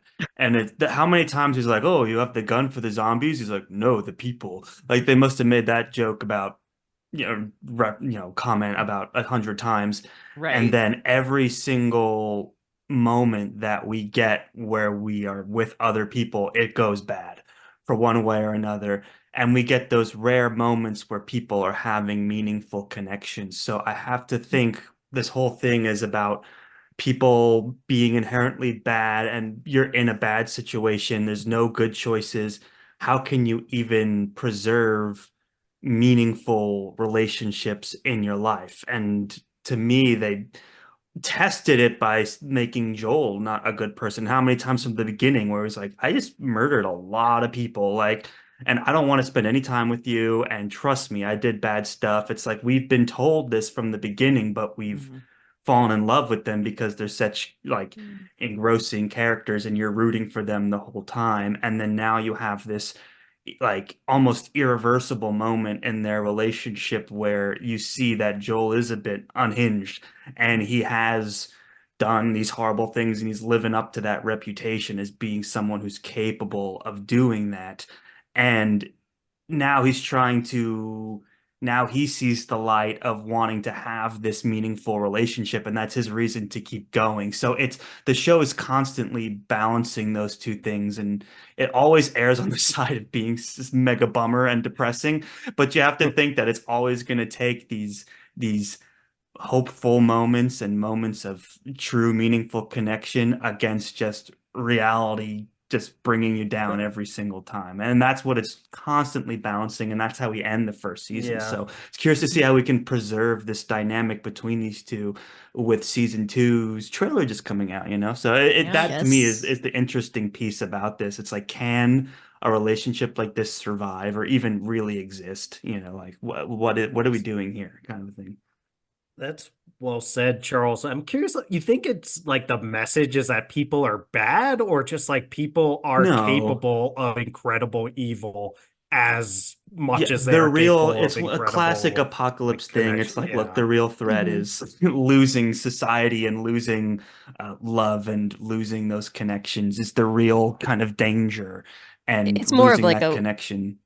Right. When you're pushed to the extreme, what happens to people I'll type also thing. say that there's a little bit of like the realities of what a video game would look like. And like that's a little bit more literal than I think we need to. But like if you think about it, we play video games like these ones where it's like, oh, well, you're killing people, you're having these things, you're moving forward in the game to like quote unquote Yeah. win and get to the end.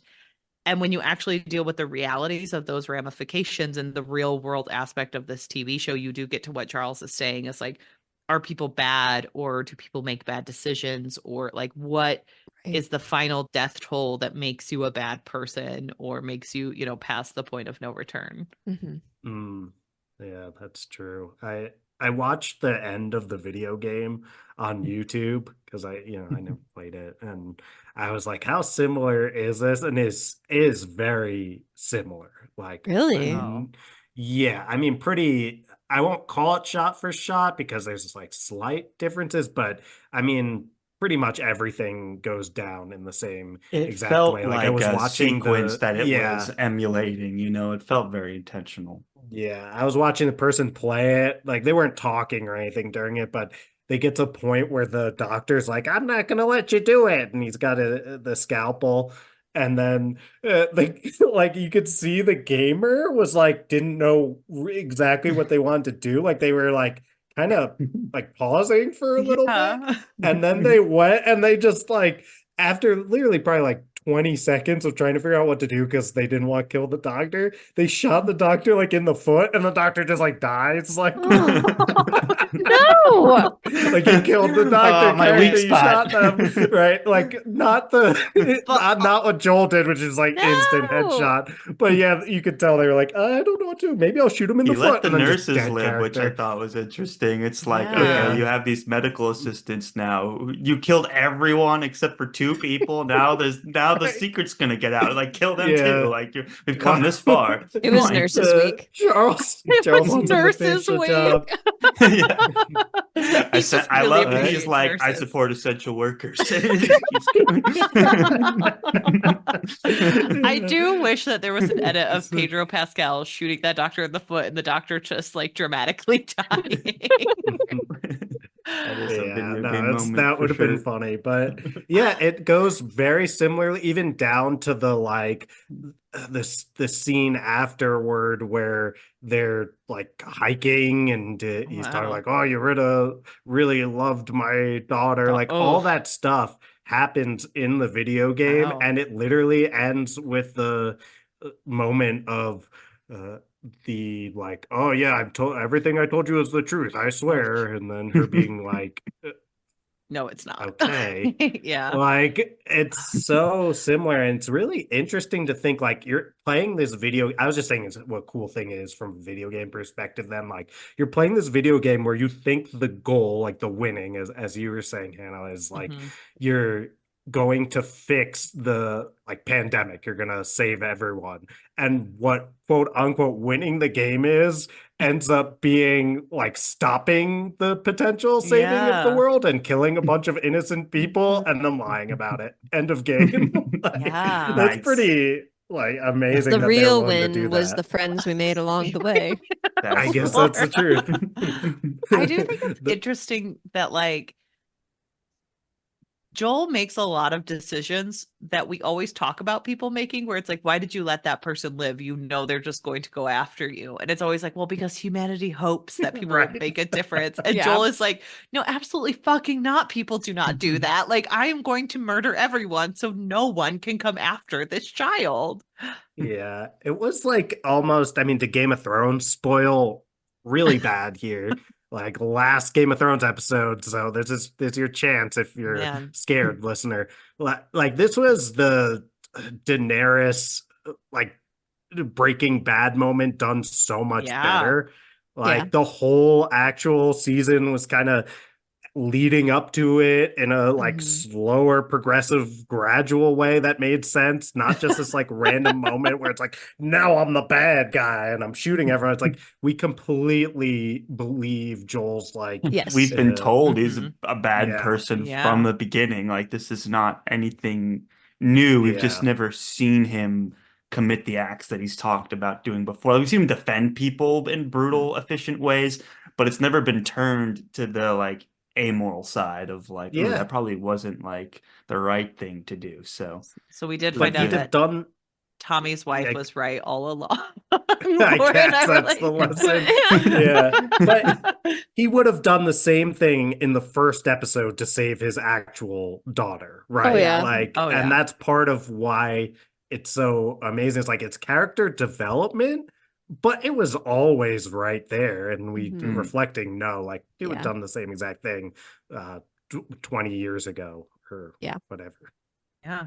Man, this show is so good. And I can't stress enough how much I love the actual moments where you can see like, oh, this is a direct pull from the video game. Like there are so many moments I love that it's happen. so true to the video game. Yeah. Well, and like there's just even some of the moments where like there's a moment, and I believe it's episode 2 or 3, where Ellie and Joel come upon this like little water oasis where they're like, oh, be careful. And it's like green and beautiful and lush. And I'm like, yeah, that's probably directly in the video game where you get to walk around that area and it's gorgeous. And even like some of the fight scenes where you have like Joel up with his sniper rifle for reasons because it was a direct pull from the video game and he's just shooting things. And I'm like, that's so interesting to actually watch it and be like, this is pulled from that. And I get to watch what like other people have watched. And I think being someone who hasn't played it, it made me almost want to play it, and it made me appreciate it. I'm like, I hope people who have played it loved seeing these moments that are different, but also like playing like direct homage to them. Yeah, this show makes me want to play video games. I have never played them. I've never played this one, but I would love to. But I remember in college, a roommate of mine had Uncharted, which is made by the same people, and it's like unique in video games because it's very narrative driven. It's almost like a movie most of the time. Like it's got the cast and there's scripted scenes of dialogue, and you're like pulled in that way. It's not like you're leveling up a character and unlocking abilities and fighting up like beating the bosses to get to the next level. It's like it's a movie that pauses for you to have video game moments, and then but it's mostly narrative driven. So I can only imagine it's probably the same thing, although that game got adapted into a movie with Spider-Man. Oh yeah, and it wasn't very good from what I heard. Not well received critically. I skipped it, but okay. But it's got Spider-Man and what's his face in it? Mark Wahlberg. Mark Wahlberg. What a duo. Not quite the duo that we have here, our Game of Thrones cast alumni here, but different energy if I have heard. This could show you the adaptation is an art, and it requires, an understanding of the source material, but also a willingness to depart from it, and then just a lot of luck and good decisions along the way. And well, I wonder if this was helped with the fact that a lot of it is like motion captured in certain areas where they do narrative beat, where they're like actually watching the characters do this through like actors and actresses making different choices and having that type of interaction.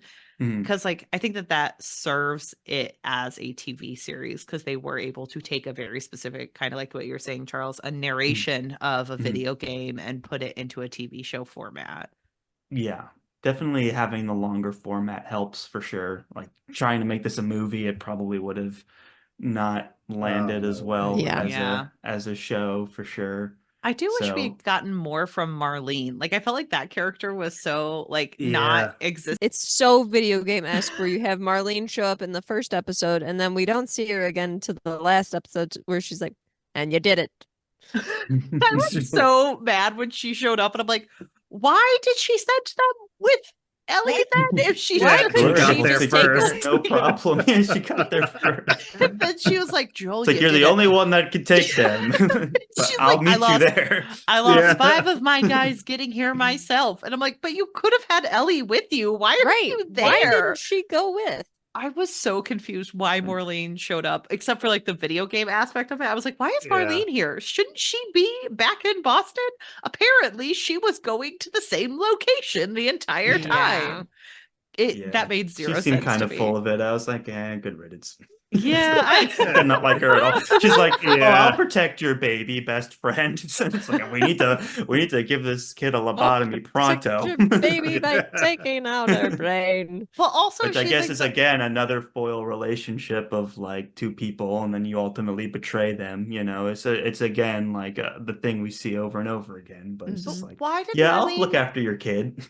Why did She's she enroll precious her in cargo. I'll send her off military with a school? lunatic, murderous maniac, and then biopsy her Yeah, I brain. think it was just a what do I do with this thing? And then just like But she threw gave her the into military school when she's yeah, part of the Yeah. active resistance yeah, working it's against a the little military. sketchy. And She was like, Yeah. protected. it was so strange. I was like, why did she do this? It's That was video game it was esque. literally like the post-apocalyptic version of like what's the stereotypical like leaving the infant on the where they leave it like the It's like Moses The being sent into the doorstep or basket, the and the yeah, firehouse, development, you mean? the firehouse. oh, Yeah, there, that, Yeah. right. That's the like yeah, stereotypical thing. That's Yeah. basically what this was. It's like that's where they send the orphans. I think it was literally like, what is the easiest place to deposit this infant so The I war don't have to machine, take care baby. of it? Like, I don't think she had It a could lot have of been like a maternal Departed instincts or situation where anything. it's like you got a plant on the inside, deep undercover, you know? I had I, wondered about that. I was going to give her the benefit of the doubt, and I was like, maybe, and I was like, but also probably not. I don't think so. Like, She like no. forgot about her, then remembered, oh, then forgot again. definitely. It's like, oh I wait, I mean, can still travel. I they forgot. only found her because like and Riley said, I think like, oh, I asked if you I could come with me and they asked. said Mhm. no. It's like so they They had really knew. had no intention of being involved with her life. It's like a total, and this is kind of video gamey, like the extent of the coincidence of like that Of her Marlene was being there there in at the the birth and moments. then Yeah. also there as like the Firefly leader who she just happened to end up in the possession of. Like that all kind of needs to I mean, maybe it was mentioned in the first episode that like because it did say like they told her they're the ones who enrolled her in military school. So maybe they were like, well, you were a secret spy, but it's like, but we never got that energy after that moment at all. Like it never felt like she was super involved with the Fireflies. They locked her up in the first episode, so it doesn't make sense. They thought she no, was it's going to all turn into a zombie, but Yeah. yeah. they're Oh, lucky they that's didn't just true. kill her right away. Yeah, The that's whole thing fair. was testing her, like really making sure she wasn't going to turn into a zombie. That's fair. I forgot But I about that guess she part. probably had been bitten for a while at that point, but that just may have been the first time they were Yeah. connected. And Yeah. that's why they're like, oh, snap, lock her up right away. Yeah. Lucky they didn't kill her, honestly. But Yeah. overall, I loved the show. I thought it was really good. Same. Yeah. You can Yeah. go really deep on it. Fantastic.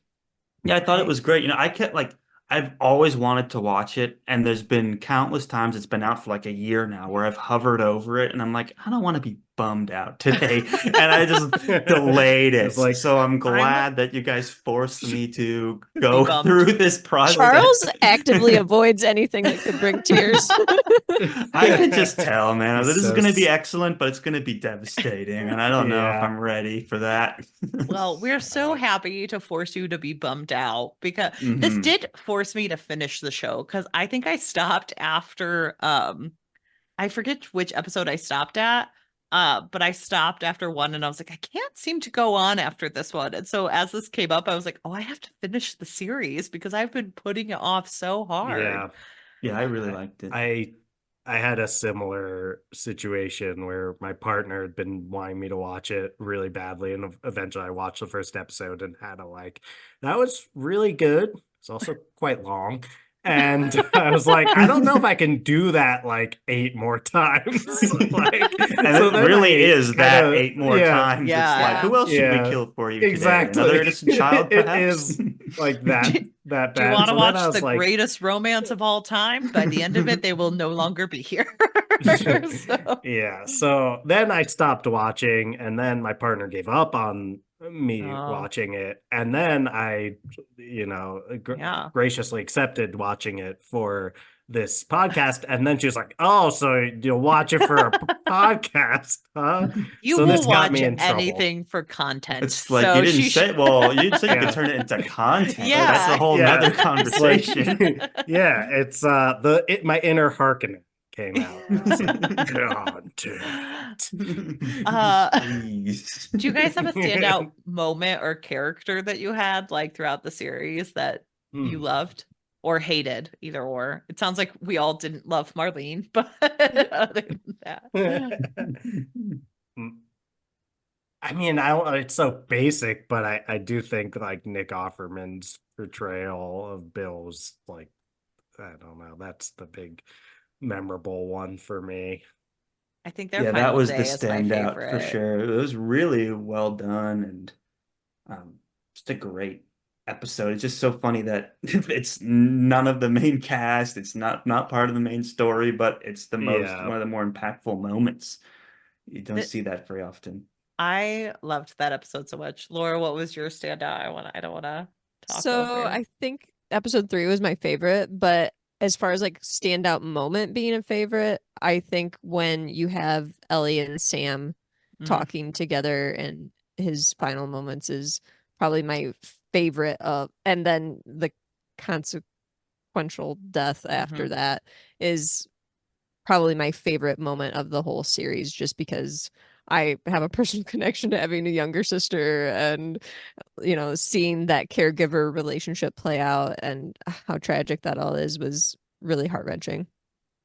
And so we don't say all the same thing, Nick Offerman, or that. I will say that her final moments with Riley, when Riley like begs her to just stay with her and watching it after the Ellie moment where she's so angry and she's, tearing everything to shreds. And we all know she's going to survive this, but watching someone come to terms with like their early death and then sitting with their best friend who they are in love with, and then both being like, can we just sit and wait for the end together? And knowing what's coming is like one of the most heart-wrenching things on screen. And I thought they both acted that perfectly. And it was just so wonderfully done. Yes. Overall, HBO, I guess C-.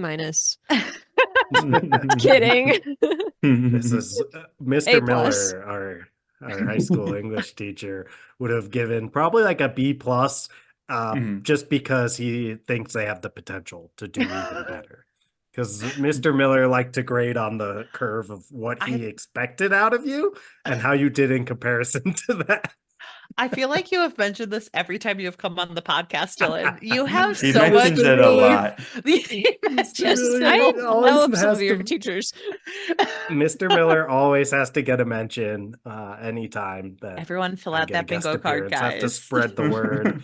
Yeah, and I mean, we don't want to get into Miller's girl. Mr. Miller is actually a fan of ours, so that's perfect.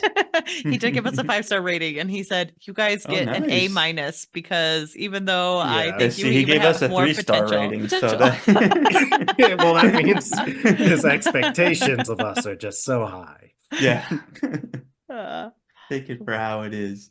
But great show. Just so depressing, but it's an interesting balance for sure. I think we have come to terms with we did not make Charles cry, but we may have broke him emotionally just a little. It was exhausting. Yeah, it's funny. I'm like looking up. I have the light is out of his eyes open, and there's a promo for a show called "The Tattooist of Auschwitz," and I'm like, that's probably not as depressing as maybe this. not. Laura has read that book, I think, so she could tell you. I would say that one's also depressing. I would not.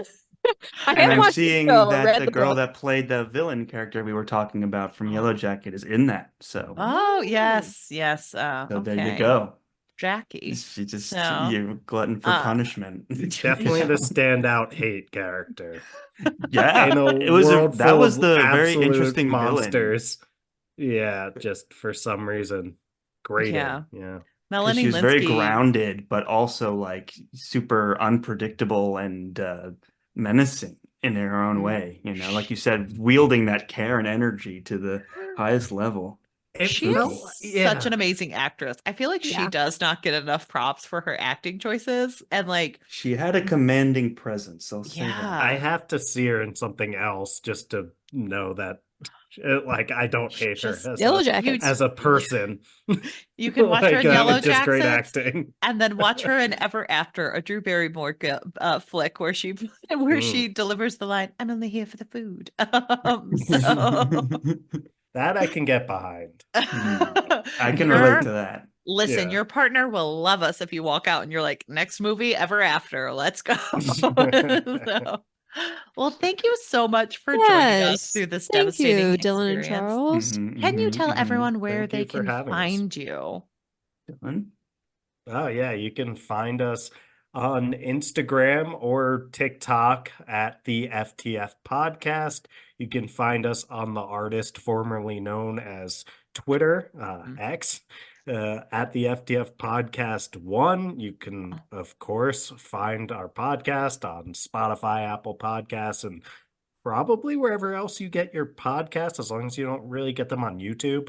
Yeah, you just search Friends Talking Fantasy Podcast. You'll find us there. And yeah, Charles, that's pretty much it, right? Yeah, that's it. You did good. Yeah. And if you guys aren't listening to them for all your Friends Talking Fantasy needs, what are you doing? So make sure you guys are following them, downloading their content. They are recently doing my favorite of theirs, which is Friends Pitching Fantasy, where you guys choose your next reads. Right. I love listening I love to the Friends Pitching Fantasy episodes. The polls are open, guys.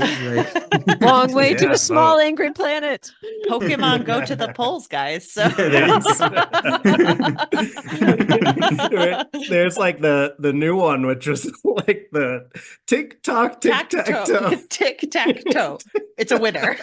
Tic-tac-toe. It's a winner. I was listening to a podcast where they did a game called "How Old Do You Think Nancy Pelosi Is?" And I was like, "Well, this is a sad game, and I don't want to know." No one wants to play that. Yes, but Pokemon go to the polls. Tic-tac-toe. FTF is a winner. All of the things. So make sure you're going over there and listening to everything. And thank you again for always joining us, guys. We always have a great time. You can find us at ourpod.com and ourpod and all of the socials. And listen to us tomorrow as we do the first portion of Full Moon by Jim Butcher. Not Full Moon, Full Moon. Doing Year of the Dresden, right? The Year of the Dresden. And in a book that wading into those waters. And we're covering the second book, and Laura's first note on it was, "Please don't be a werewolf book." And then she opened it and said, "I should have known." So listen to us tomorrow as we break down that plot, and go follow FTF. Thank you guys again for coming and joining us on this TV Tuesday. Of course. Thanks for having us. It's a pleasure. Bye. Bye. Bye.